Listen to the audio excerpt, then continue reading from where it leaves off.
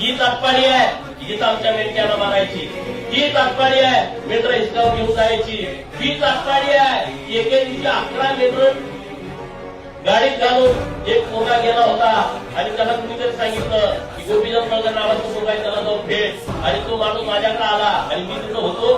त्याच्या गळ्याला ते मुठकडे उठले होते, गळ्यात त्याचं काय बदाम पण तोडून काढलं होतं आणि 11 मेंढ्या आणि एक बकरा ते घेऊन गेले होते. कशासाठी घेऊन गेले होते? 1000 रुपयासाठी.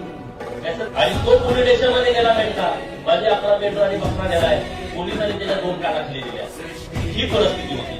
त्यांना मला सांगितलं मी गेलो आणि तुम्हाला माहित आहे मी नुकतं जात जातो 200-300 माणसं गोळा झाली पोलीस स्टेशन. आणि मी त्या पोलिसाला पहिला विचारताय का मारलं तुम्ही, कशासाठी मारलं? तो तसं बघ करायला लागला. म्हणजे ह्याच्यात मेंढ्या तुम्ही ह्याला मारताय. त्या लोकांना कळालं की मी तिथं आलोय. ते लागले फोन करायला कारण्याला इकडून तिकडून पोलिसांना फोन की पुजारवाडीत येऊन मेंढ्या घेऊन जावा. तिकडून पुजारवाडीत नाही, मेंढ्या इथं आणून सोडायच्या, त्यांच्या ताब्यात द्यायच्या. तर इथं मी जाईल. 10व्या मिनिटात मेंढ्या ताब्यात दिल्या. ती मेंढीवाला आले, अभिनंदन वगैरे काय नाही म्हटलं. संध्याकाळी त्याला गुरासारखा मारायचा आणि मग मला फोन करायचा.